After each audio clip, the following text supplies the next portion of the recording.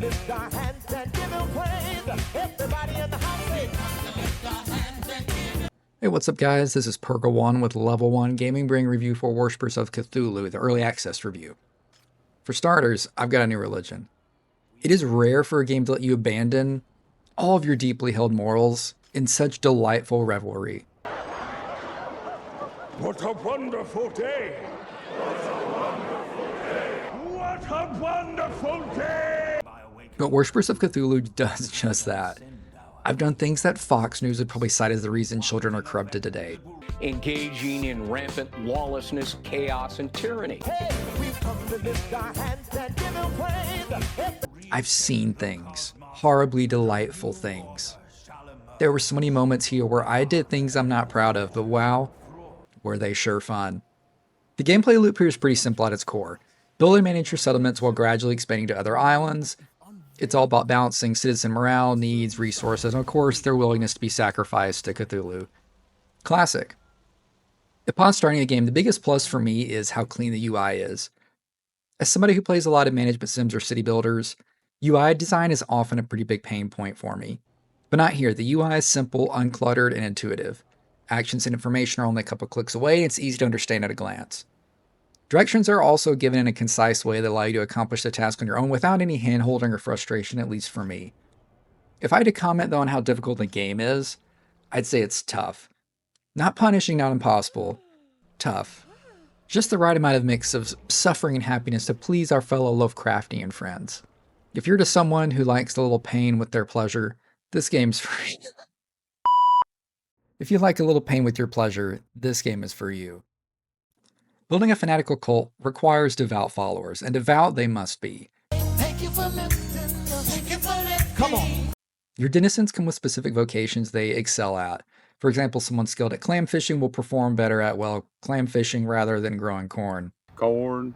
Corn makes whiskey, corn makes my baby feel a little frisky. Each farmer production spot runs a higher production rate when matched with workers suited to the task, so there is a lot of min-maxing that comes into play as your population industries grow, but it never feels overwhelming as developers have added a handy feature to let you figure out what you're doing.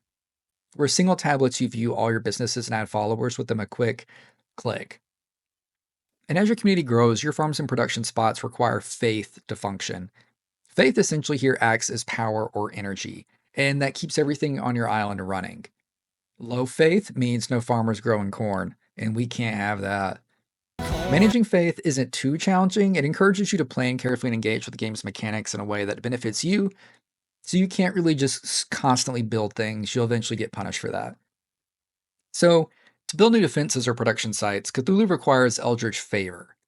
You can earn favor by, of course, sacrificing effigies or devout followers to Cthulhu's loving embrace and his tentacles. As you grow your relationship with Cthulhu, sorry you can't date him, the story takes you through scenarios that teach you how the mechanics work, all while developing the overall plot of pure Cthulhu domination. And if for some reason this still sounds like a typical management sim so far, Worshippers of Cthulhu obviously brings a Lovecraftian twist, with Cthulhu-inspired madness driving pretty much every aspect of the game. Every stone and every sacrifice deepens your immersion in Cthulhu's world, and your mission of building a devout cult, with all the mechanics reflecting this theme. You want to change someone's vocation? Easy. Do you click a button? Absolutely not. Just carve a specific symbol onto their back with a blade. Grab your mouse and start carving. I hope you're good at the mouse tracing part, otherwise you're just going to trace some crap in their back and they're going to be messed up forever. I cannot show this probably on YouTube because we'll get demonetized and banned, but it's the most metal thing I've ever seen in a game. You were both the enactor of their suffering and the keeper of their fear on this just godforsaken island. It is the most insane mechanic I think I've ever seen in a game. I cannot express my surprise and shock. I thought you would just click a button to change somebody's vocation, and you're greeted with a knife and somebody's breathing back to carve crap in them. Holy crap. So expanding your island is as simple as building a Terror of the Deep and committing it to devour and destroy the defenses of a neighboring island. Pretty cute. The citizens of neighboring islands are heretics, obviously. They must be purged so you can spread the good word of Cthulhu. Yet expanding your Lovecraftian influence isn't as easy as merely wiping them out. Absolutely no. You must also balance building new homes, production spots to satisfy your followers' darkest and deepest desires.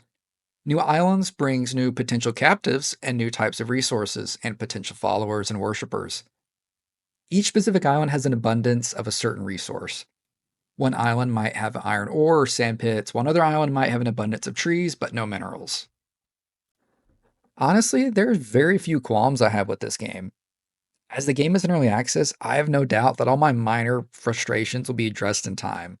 For example, the graphics are nothing to write home about. Some of the textures or lighting feel flat up close. But I don't want to disparage the art design. The art design here is stellar as well as performance.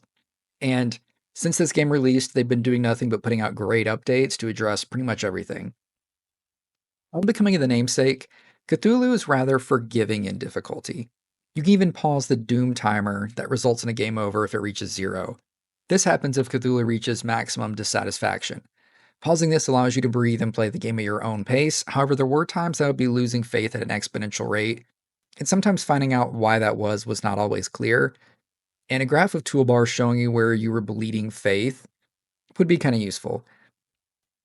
My final gripe is so pedantic. The voice of the Harbinger is so digitally distorted and pitch shifted that it's hard to understand what they are saying.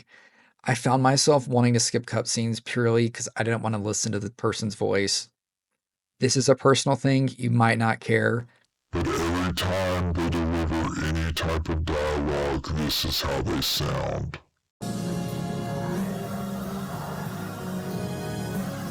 So since the game launched, the devs have been very busy, doing a great job of putting out updates in early access, adding stuff like new realms, new sandbox experiences, and if for some reason you find the carving symbols into people's back thing hard, there's an easy mode for that too.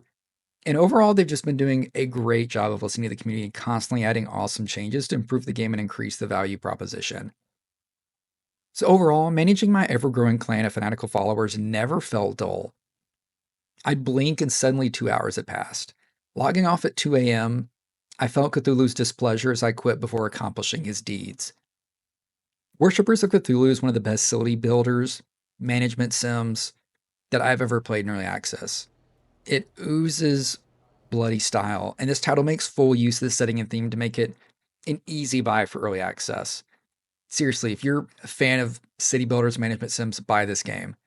The future here is so bright, or I guess perhaps grim, whichever would please Cthulhu more. Thanks for watching. Again, I'm Purgle1 with Level 1 Gaming. Like, subscribe, and be sure to sacrifice your firstborn to Cthulhu. See you next time. Bye. Peanut.